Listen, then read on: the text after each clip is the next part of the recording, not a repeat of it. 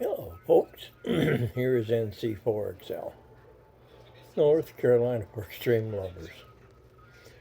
And that I'm not, of course, but I'm just Dom, the darling old man. When it comes to logging at an activation, there's something that each of us activators really need to keep in the back of our mind going forward. When we activate, regardless of getting the minimum, oh, I hate using that word, the minimum number of contacts, 10, regardless of getting the minimum number of contacts, there's that number again, 10, please upload your log on the activation. The terminology might be a failed activation, and don't let that word failed bother you. Most of us are going to have one, and it'll sneak up at the most unopportune time. But there are some things that we can do. I'll express that here in a second. But as an activator, the hunters that took the time to follow you, find you, chase you, spot you, get credit only when you upload your logs to your area coordinator, regardless if it's one contact or 9 contacts and you didn't get the magic number. The hunter still deserves that opportune time. Within that number of 1 through 9, you may have given somebody the last for worked all states, the last for that state being worked in every park.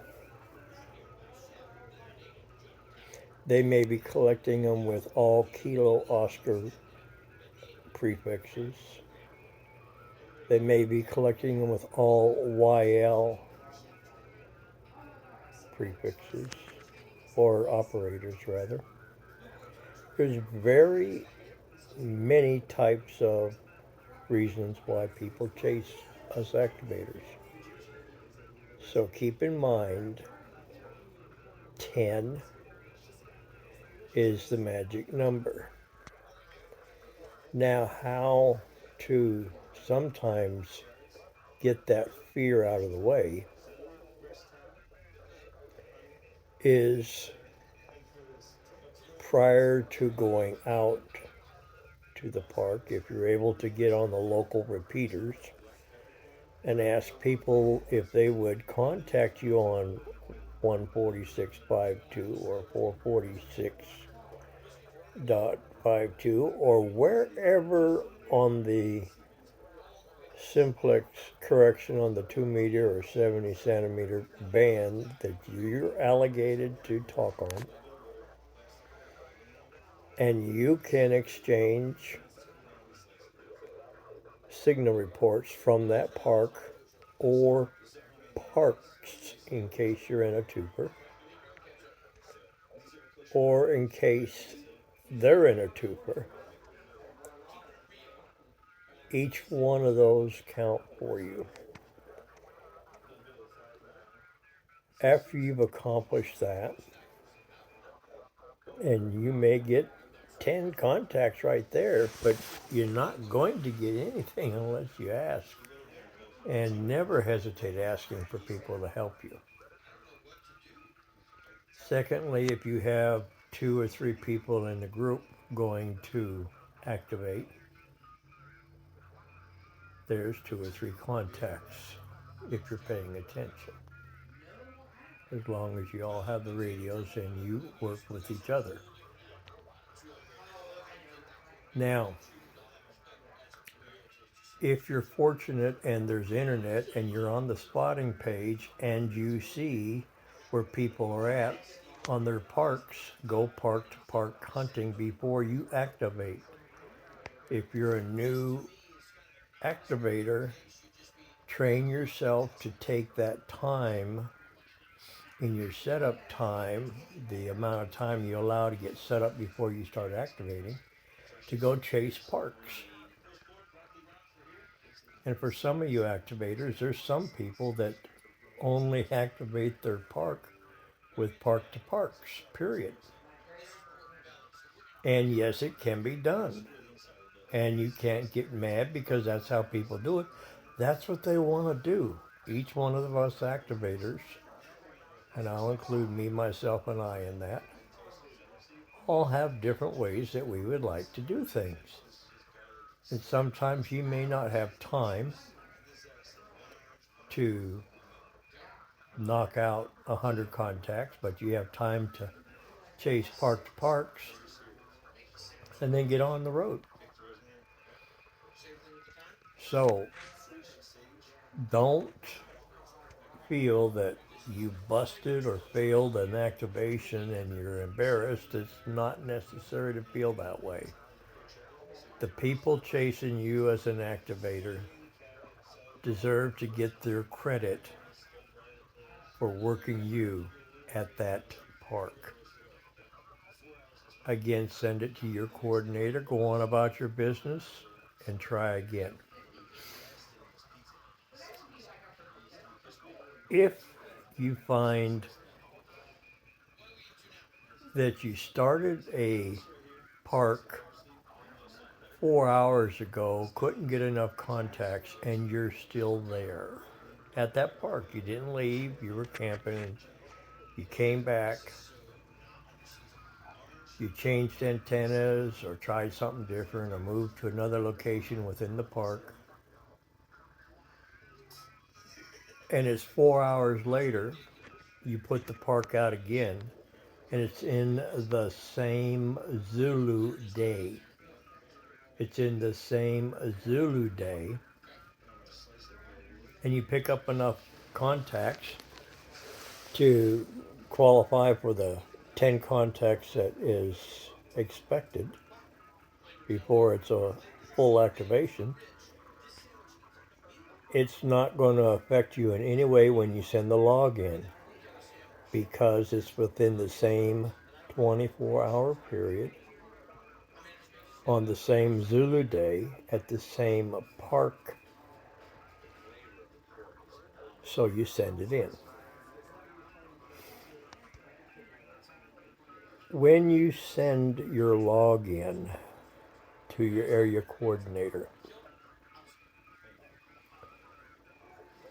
give them at least 2 days, and I'll just use this as a personal thing. It's nothing in documentation or mark my word that I said this and that's how it's going to be.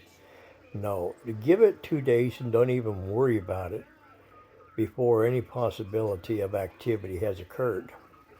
Our volunteers have a life too, and they upload it when the system through Parks on the Air is up.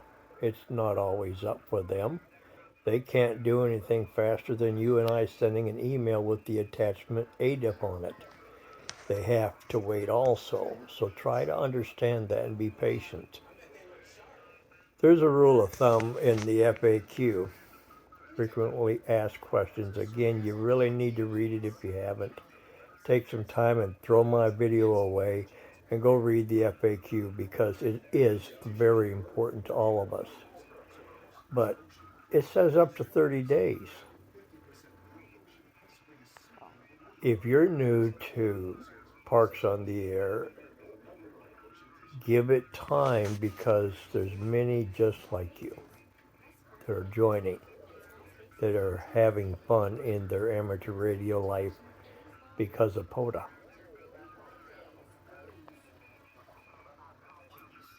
Your logs have to be in a certain format.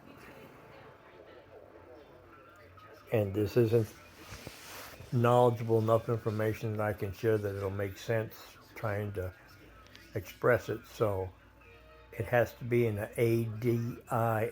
ADIF file. In most of your logging programs, whether it's N3FJP or Hammers, and there's several others that are out there, programs. If you have an Elmer in POTA, somebody who started you out, has been there to answer your questions, or club members that might have answers, seek that also. But yes, regardless of getting enough contacts or not, please upload your log for that activation. If you work 7 parks in 3 days and you log them in your logging program, you can upload all 7 logs at one time to your area coordinator.